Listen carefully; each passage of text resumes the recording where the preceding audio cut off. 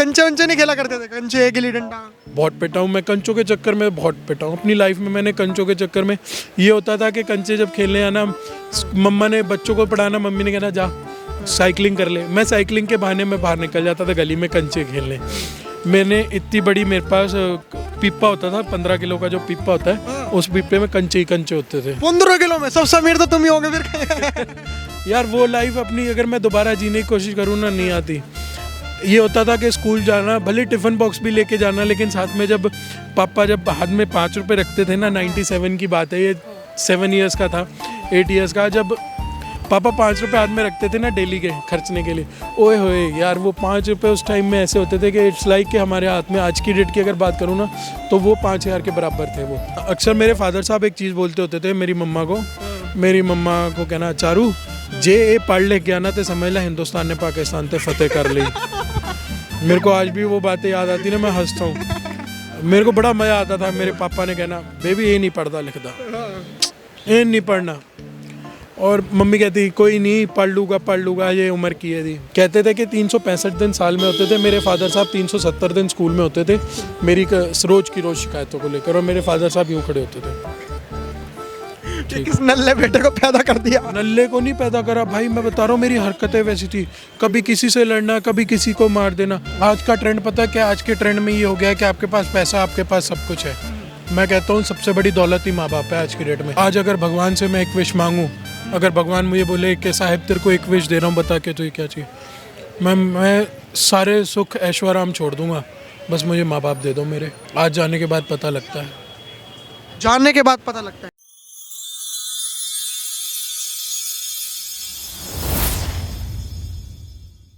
मेरे को ये जानना है कि सच्ची बात ये है कि जब पैसा नहीं होता तो समाज अलग तरीके से ट्रीट करता है, और जब पैसा होता है तो अलग तरीके से ट्रीट करता है। बिल्कुल। अगर आज आपकी जेब में 10 रुपए है ना, तो लोग आपको आसमान पे बिठा के रखेंगे, अरे बेटा आओ, रहो यहाँ, रहो हमारे पास, रहो, चाहे तुम 10 दिन रहो, महीना रहो, कोई दिक्कत नहीं। क्यों? क्योंकि उनको पता है कि तुम्हारी जेब में पैसा है। और अगर आपकी जेब में 1 रुपये नहीं है ना, तो वो क्या करेंगे, आप एक दिन भी रह जाओगे ना, तो पहली बात तो अगर आप बिन बताए चले गए, चलो ठीक है, गलती से चाय और रोटी भी पूछ लेंगे ना, बेटा कदों जाना है। हाँ, सही बात। थोड़ा पंजाबी बीच में बोल रहा हूँ, आप समझ जाओगे। आप पंजाबी हैं? हाँ।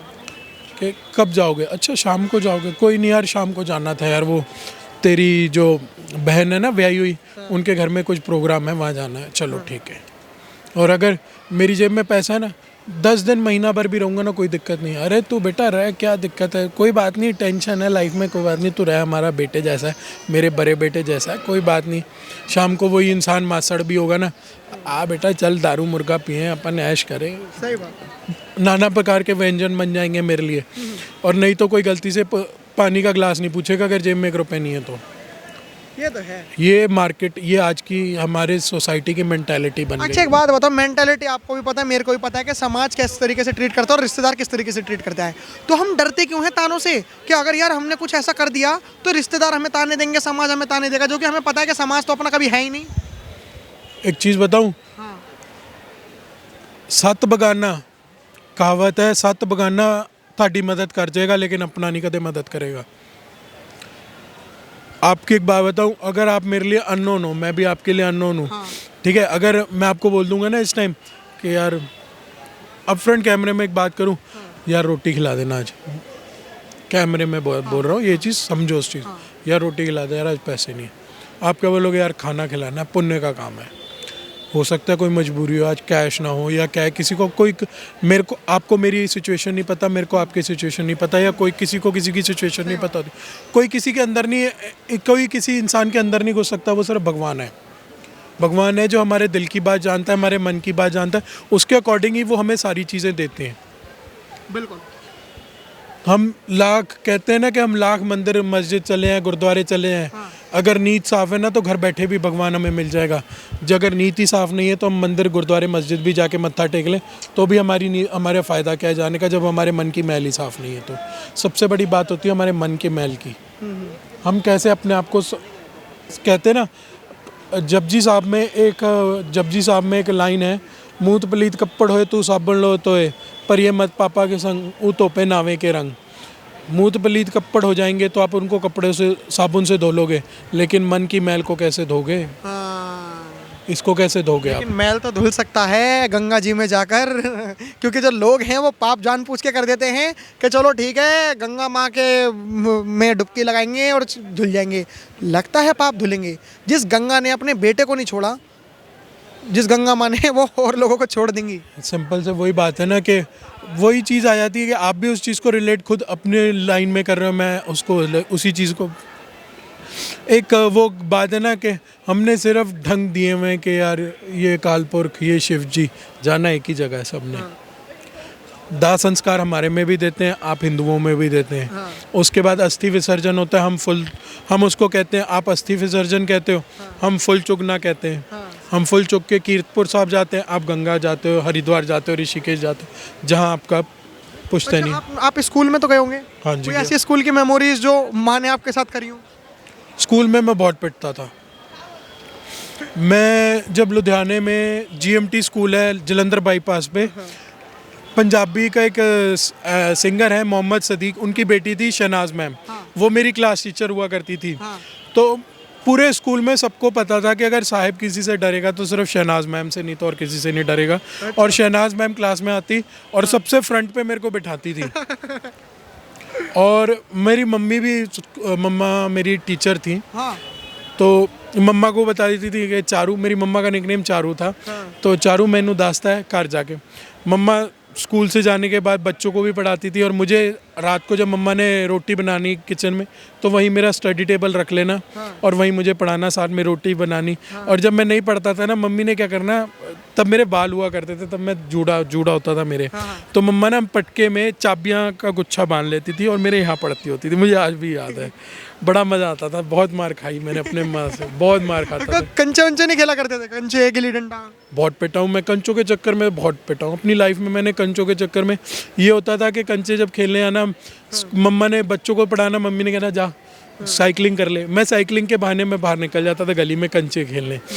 मैंने इतनी बड़ी, मेरे पास पीपा होता था 15 किलो का, जो पीपा होता है, उस पीपे में कंचे ही कंचे होते थे। 15 किलो में? सबसे अमीर तो तुम ही होंगे फिर।